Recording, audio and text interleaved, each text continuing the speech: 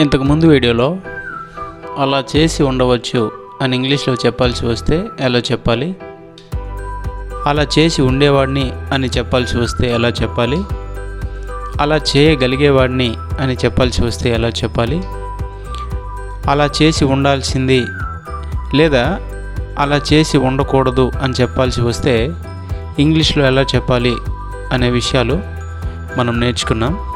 అయితే ఈ వీడియోలో అలా చేయాల్సి ఉంటుంది అని చెప్పాల్సి వస్తే ఇంగ్లీష్లో ఎలా చెప్పాలి అనేది మనం నేర్చుకుందాం.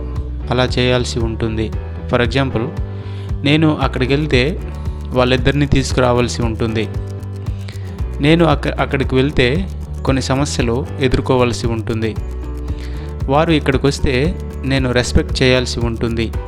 ఇట్లాంటి విషయాలు ఇంగ్లీష్లో చెప్పాల్సి వస్తే ఎలా చెప్పాలి అనేది ఈ వీడియోలో చూద్దాం. ఇక్కడ చూడండి, అందుకు మనం ఫాలో అవ్వాల్సిన స్ట్రక్చర్ ఉంది. సబ్జెక్ట్ పెట్టాలి, తర్వాత will have to, subject plus will have to plus verb 1 పెట్టాలి. Verb 1 plus object or complement అనేది పెట్టాలి. అలా చేయాల్సి ఉంటుంది అని చెప్పాల్సి వస్తే ఈ స్ట్రక్చర్ని ఫాలో అవుతూ సెంటెన్స్ని మనం కన్స్ట్రక్ట్ చేసినప్పుడు అది మీనింగ్ఫుల్గా ఉండటానికి అవకాశం ఉంది. Subject plus will have to plus verb 1 plus object or complement. కొన్ని ఎగ్జాంపుల్స్ మనం చూద్దాము. ఇక్కడ సెంటెన్సెస్ ఉన్నాయి. You will have to give money to him. You will have to give money to him.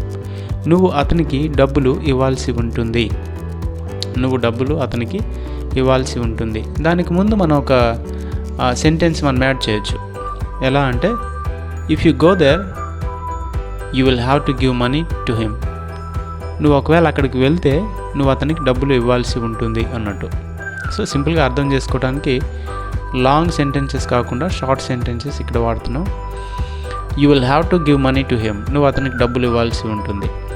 ఇక్కడ చూడండి, they will have to earn money there, వారు అక్కడ డబ్బులు సంపాదించాల్సి ఉంటుంది. For example, if they go there they will have to earn money there అన్నట్టు. వారు అక్కడికి వెళ్తే అన్నట్టు వారు అక్కడ డబ్బులు సంపాదించాల్సి ఉంటుంది, సంపాదించాల్సి వస్తుంది అని చెప్పొచ్చు. కింద చూడండి, she will have to face many problems. She will have to face many problems. ఆమె చాలా సమస్యలు ఎదుర్కోవలసి ఉంటుంది. ఒకవేళ ఆమె ఆ పని చేస్తే ఖచ్చితంగా కొన్ని సమస్యలు ఎదుర్కోవలసి ఉంటుంది, సమస్యలు ఆమెకు వస్తాయి అన్నట్టు. She will have to face many problems. ఆమె చాలా సమస్యలు ఎదుర్కోవలసి ఉంటుంది అని మనం చెప్తామన్నమాట. ఈ కింద సెంటెన్స్ చూడండి, I will have to buy the car. I will have to buy that car. నేను ఆ కారు కొనాల్సి ఉంటుంది.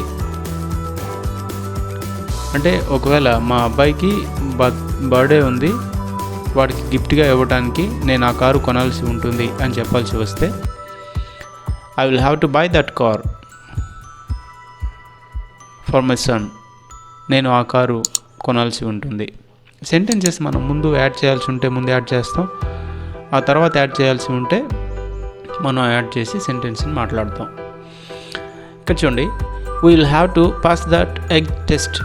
We will have to pass that test. మేము ఆ పరీక్ష పాస్ అవ్వాల్సి ఉంటుంది. ఫర్ ఎగ్జాంపుల్ ఆ జాబ్ మేము పొందుకోవాలి అంటే ఆ టెస్ట్ అనేది ఖచ్చితంగా పాస్ అవ్వాల్సి ఉంటుంది. We will have to pass that test. మేము ఆ పరీక్ష పాస్ అవ్వాల్సి ఉంటుంది. కింద చూడండి, she will have to give money to you. ఆమె నీకు డబ్బులు ఇవ్వాల్సి ఉంటుంది. She will have to give money to you. నీకు ఆమె డబ్బులు ఇవ్వాల్సి ఉంటుంది అని చెప్పాలి.